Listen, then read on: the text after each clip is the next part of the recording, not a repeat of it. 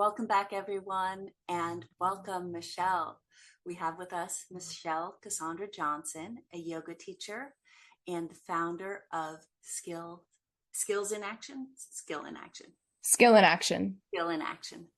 So, Michelle, without, I'm so glad you're here. And why don't you tell us all more about your work? Well, thank you for inviting me to be part of this. I'm happy to be here. As you said, my name is Michelle. My pronouns are she and her, and I'm coming to you from the ancestral land of the Catawba, the Cherokee, the Tutelo, the Saponi, the Occaneechi, and many other tribes in Winston-Salem, North Carolina. As you mentioned, I am a yoga teacher and created a body of work that's called Skill in Action, and I do many other things in the world. I have a background as a clinical social worker, although I'm not practicing as a clinical social worker right now.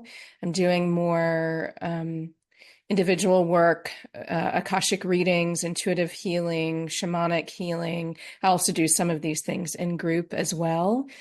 I've been a racial equity educator for about 25 years and have worked in community and with organizations, institutions as well, for long periods of time to transform their spaces and really transformation work individually, institutionally, and collectively.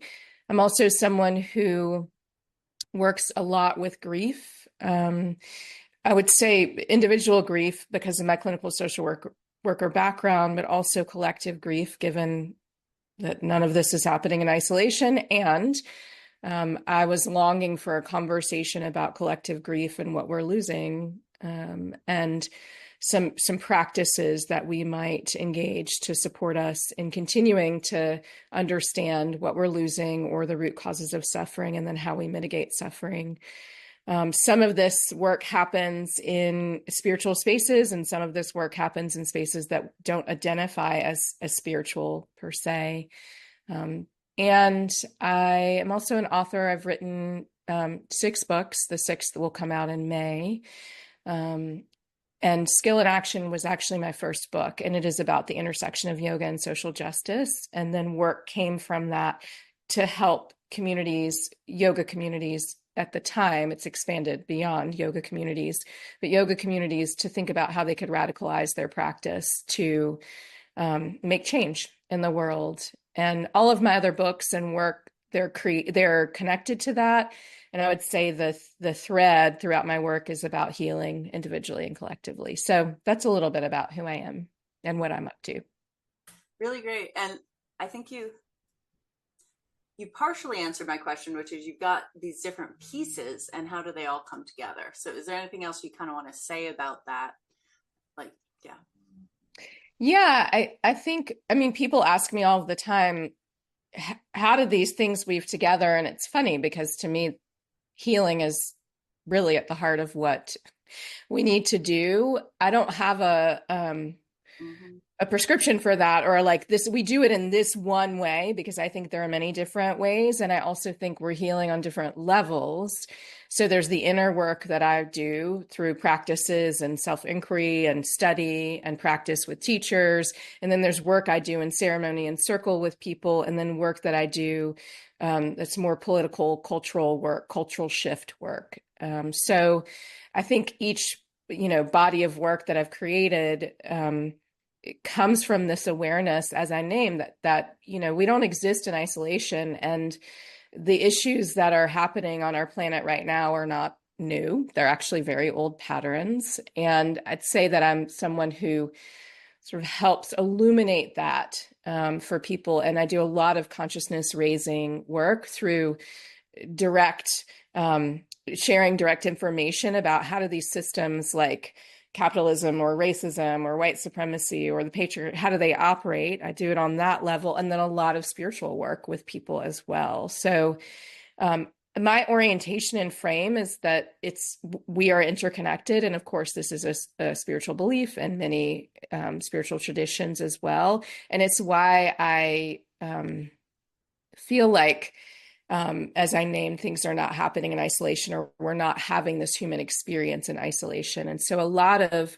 what bridges healing in the different ways that I do this work is reminding people of our interconnectedness and the ways that we're in deep relationship with one another, and not just humans, but also the more than human world. Yeah. So you've used a term that really resonates with me, and I've never really heard it uh, defined. How do you define collective grief? Yeah. Yeah, I love this question. And it feels important to define another term, which will help um, sort of get us to collective grief.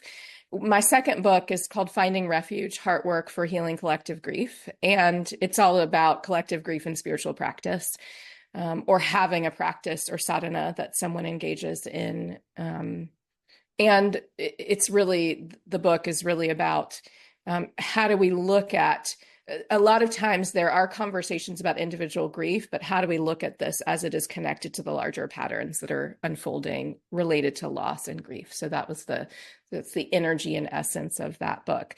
One of the terms I define. I just want to, I want to draw out what I think you just said, which is that one piece of it is when we experience individual grief, it's partly about what's happening on the global level and societal level. Yes, and many people have been that I'm in community with, and I would say beyond, who I've interacted with, have been conditioned to grieve in private, Oh God. and not in community with one another. And of course, we can grieve in private, but part of the conditioning around that is we have a limited amount to grieve. We shouldn't share our pain with others. Our pain will not be received and held by others. I'm the only one who's experiencing this, right? There's a lot of conditioning and their narratives and our sort of training around how we grieve and what we're allowed to grieve. And so I think, collective grief is we are having a similar experience, right? And the term that, yeah, define in Finding Refuge is cultural trauma. Like we are experiencing these traumas that are shifting our collective consciousness. COVID-19 is a very good example of this. Even as people have moved forward, which is sort of part of what we do as humans and need to know how to do. There's moving forward and bypassing, I would say, but people are moving forward. I don't feel like we have made space as a collective to process that experience, like what we've lost. The fact that I experienced something I never thought I would, and that happened to millions of people. It's Yeah. and so Millions of Westerners who thought we were untouchable because of penicillin. right? And then all of a sudden, almost overnight, we're changing everything, right, about the way we're doing for at least a period of time, Mm-hmm. changing how we navigate, wearing masks, right? Not seeing people smile, figuring out if we're going to go out or getting things, all our whole way of being shifted in so many ways. And there was so much loss during that, and that changed our consciousness. That's the cultural trauma piece, right? And then there's the collective grief, and how do we talk about this, and how do we work with this, and how do we name what just happened, even as we're experiencing it differently based on many things, our identities, if we lost people, where we lived geographically, if we had access to healthcare, so there are ways we had a different experience within this larger experience we were all moving through. And so that's a little about cultural trauma and collective grief. Collective grief. Well, something you said about um, we're told we need to grieve alone. So my mother died recently, Mm. and um, she was very nonchalant about, oh, I don't care. I don't need a gravesite. I don't need a memorial service. Nobody's going to be thinking of me.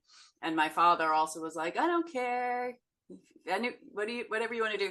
And my mother was extremely community oriented, and people kept asking me, what are you going to do? So we did a memorial service. It was outdoors, COVID safe, um, decentralized, and 150 people came. Mm-hmm. And when it was over, like the shock of being back to having to grieve on my own was Yeah. astonishing. And that's actually when I mean, I do collect, group grief calls. Hmm. That's actually how I started Conversations Against Fascism. And I know that there's magic in it, but it was that moment of everyone leaving when I got, we're not designed to do this alone. Hmm. Hmm. And like these atomized societies that we've set up, there are many things that messes up, but boy, grief is really one of them. It's true. It's true. There's a line in Finding Refuge about, everybody brings by the casserole or the whatever for the first few days after, and then they're gone. And then you're left, which is exactly what you just described, right? And um, the rituals we might have in the immediate aftermath of losing someone or, um, having a memorial, right? And then it's as if it's over and as if you're not forever changed by the loss you just experienced. And so it feels like, and what I want to say is that I think in many people's lineages, we actually do have rituals that allow us to mourn for longer than 3 days, that there's a whole process. Certainly in the more than human world, there are animals who have rituals around grief, right? That they practice every year, going back to the site where an animal was Elephants. killed. Yes. Yeah. And so it's like, I feel like somewhere deep in ourselves and bones, we have this memory. I think, dominant culture has, and how it's embedded in systems, for example, policies around bereavement and how long one can bereave, right? This makes it such that we only have a certain amount of time. And for many other reasons, people may not be able to take time off work. I mean, there are 1,000 reasons why, but it feels like such a big risk because I think we will continue to engage in systems that cause grief and loss if we don't attend to grief and loss collectively. I was about to ask about that. Like, what is the risk of, what is, yeah, what are some of the risks of not processing grief on the collective level or grief about what's happening in the collective? How does that, yeah, what are the things that can go wrong if we neglect that? Yeah, I think two things come to mind. One is there are probably more. One is that um, I think we risk replicating the same systems and patterns and wounds that happen due to systems that I named earlier. I didn't name every system, but these systems of power, a hierarchy of bodies. I think we risk replicating that if we're not actually processing, as many people talk about, metabolizing, processing the trauma and the grief and in whatever way that might happen, right? If it happens in circle and sharing, if it happens sitting in silence with others, if it happens through art and song and wailing and movement, there are many ways. And if we're not touching it, it's still there. And Mm-hmm. I believe it comes out in some other way, right? We're not meant to be so dissociated that we're not in touch with what it means to be alive. And part of what it means to be alive is in this human experience is we are going to lose everything we have. It's going to happen at some point, right? Yeah. And I think can be so scary for people. I mean, it's mortality to reckon with, and yet it's the truth. And so it's not the only thing we experience as we're alive, but there's this um, just, I feel like, obsession with avoiding that reality. Mm-hmm. And that to me makes it such that people are just not in touch with what is really happening. And I also often wonder, like, how much do we have to lose before we disrupt these systems? Like, what are we willing to lose? How much are we willing to lose? Because as I mentioned, the patterns are old. Um, and I'm thinking about just in general, if I don't, and so many people talk about this, if I don't attend to the wounds, some of which I'm conscious of, some of which I'm not, right? And these patterns, I am going to rewound someone, right? I am going to feel ungrounded. I am going to go into space and try to facilitate a process as a facilitator and not be in my body and grounded and centered and in myself enough to hold others, which is part of the work that I do in the world. Even if that's not the work people do, if we are not tending our wounds, they will not heal. And Yeah, this yeah, feels like the and they'll poke at us and we'll act enraged. right.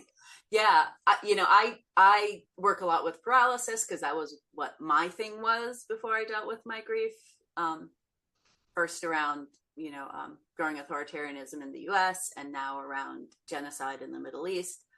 But the becoming a perpetrator issue is is even more dangerous in a lot of ways, and um, the the way that the Zionist project of Israel took off Mm-hmm.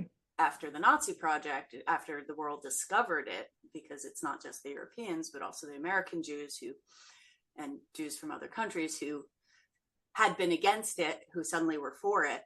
Um, there was the trauma of all the deaths. There was the trauma of the dehumanization. There was also the trauma for people who were at all religious of abandonment by God. Yeah.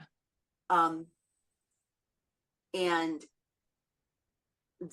there were some bits of reckoning, but clearly not enough. And a lot of that, and I mean, I could talk about how, the modern Israeli state keeps that trauma alive deliberately Mm-hmm.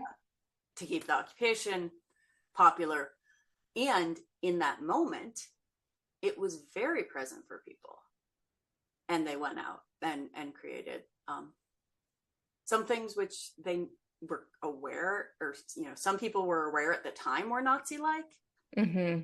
and then just a lot of things that were just very automatic that planted seeds for what we now have and what we're now seeing.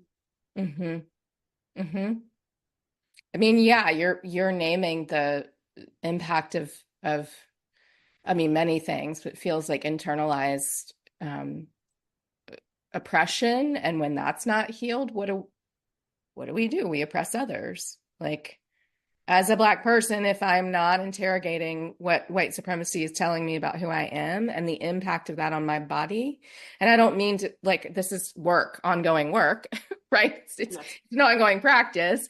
If I'm not in that inquiry and investigation, it is likely I'm going to go out and oppress others in some way and replicate that same form, right, of trauma that happens because I'm not reckoning and dealing with my body, not just my physical body, and how it's been affected by this. So, yes, that's I mean, we're where we are, right? This is what is unfolding is what we risk if we actually don't try to heal our wounds. And one way I believe, need to heal is through a process of making space to grieve collectively.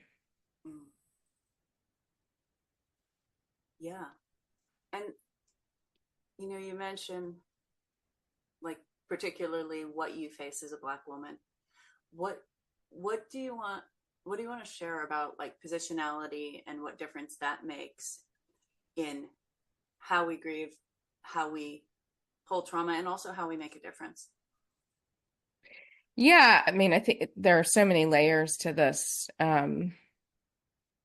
question about identity and grief, and really the question feels like it's related to what we're holding based on what we experience. Mm. Um, and what I'll share is that I named that identity being Black, and I am a cisgender woman, and many other things, identities. And I also understand my identities are not these boxes, these identities that have been constructed are not the whole of who I am. Sure. So just say that so people know that as I'm answering, like I understand these things shape how I move through the world, and I have another layer of understanding about who I am.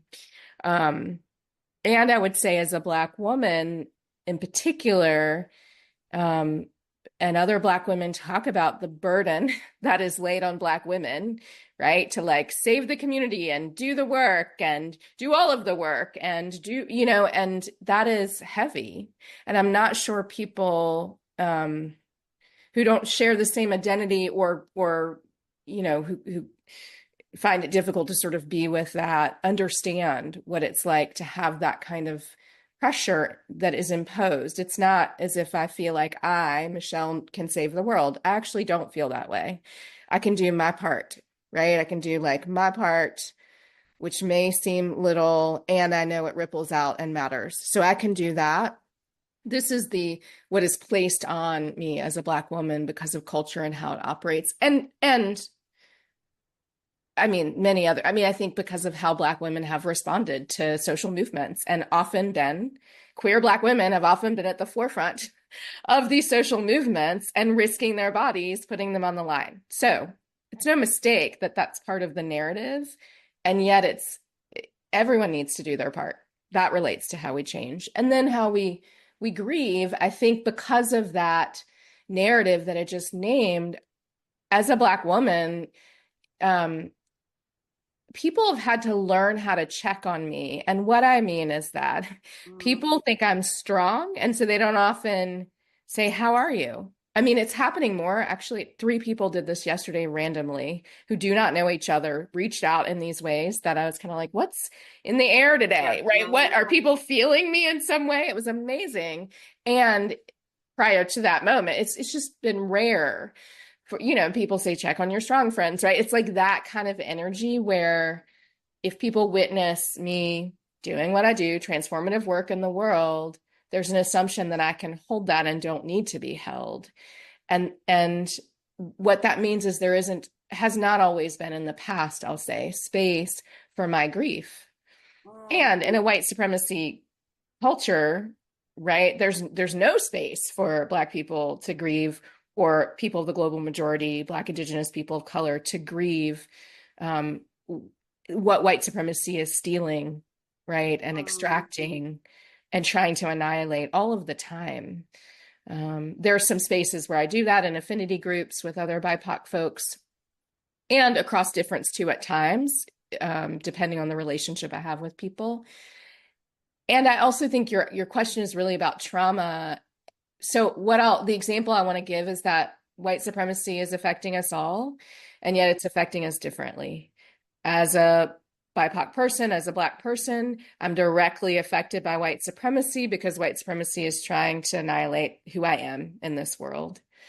There are ways that is happening to white-bodied people, and white-bodied people are benefiting from the system of white supremacy in ways that I will never benefit from that system. And if we talked about a different system and my proximity to power, like class or sexual orientation, or that I'm a US citizen, that gives me more proximity to power. I'm benefiting just because of my proximity to social and institutional power, right? And these identities I inherited, these systems I inherited.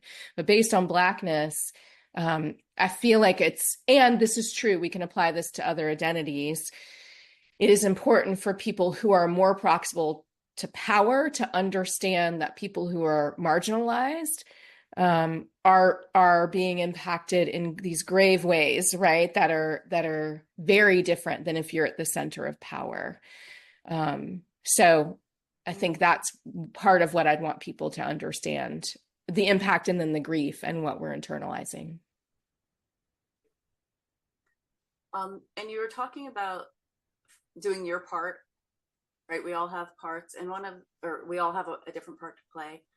One of the themes of this series is helping people get clear on what is their part. Like, where are they going to make the biggest difference? Where are they going to make the best use of their gifts? Mm-hmm. Do you have any thoughts to share on how people find that?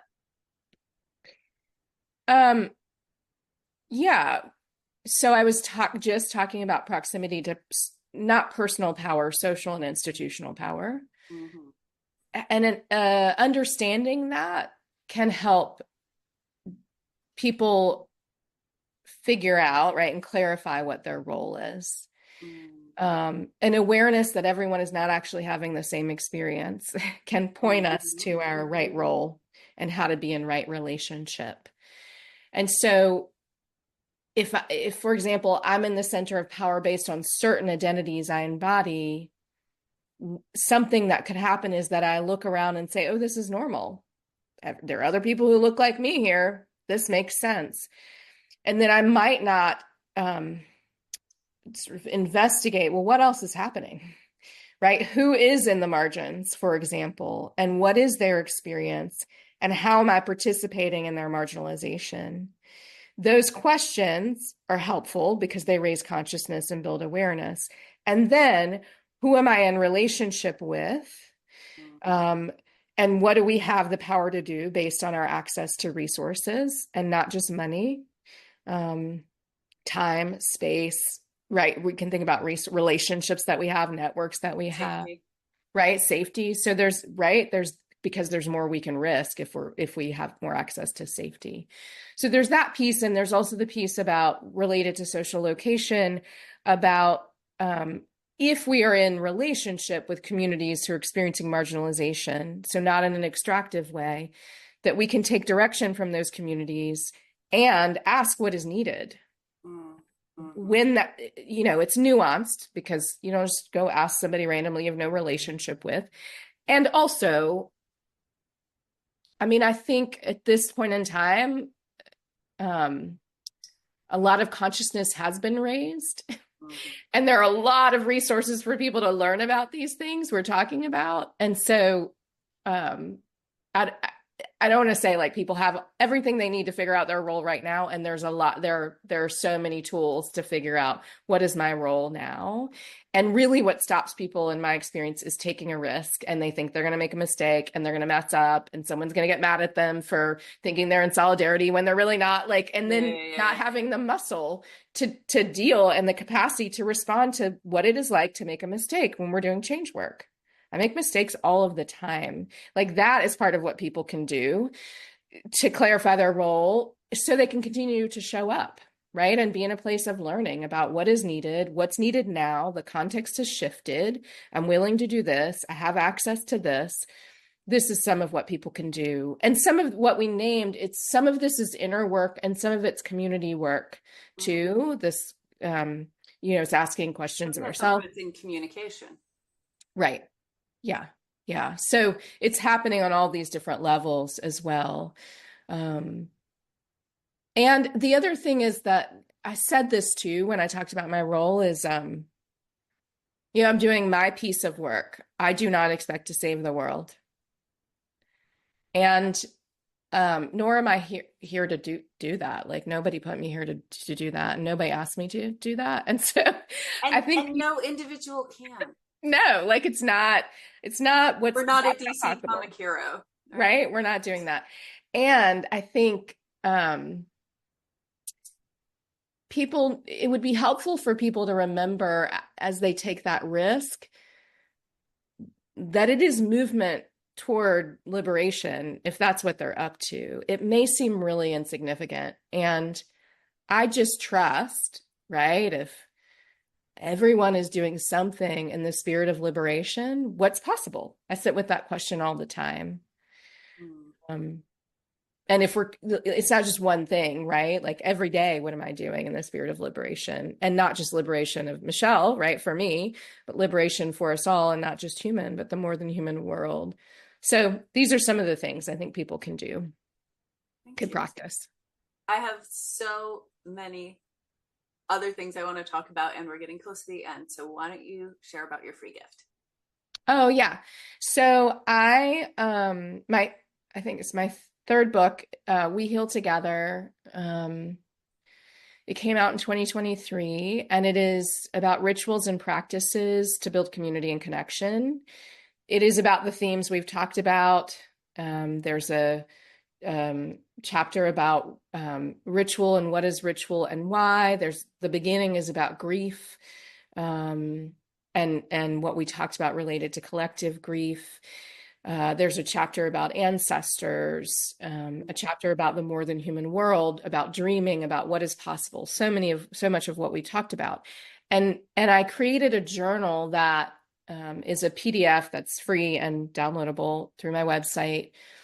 that accompanies the book, although people don't have to have the book to move through the journal. It includes some content from the book and some of the practices because there are journaling prompts and practices at the end of each chapter. And there's some new practices in that journal, some things that are not in the book. And so that is my gift for people to work through and work with.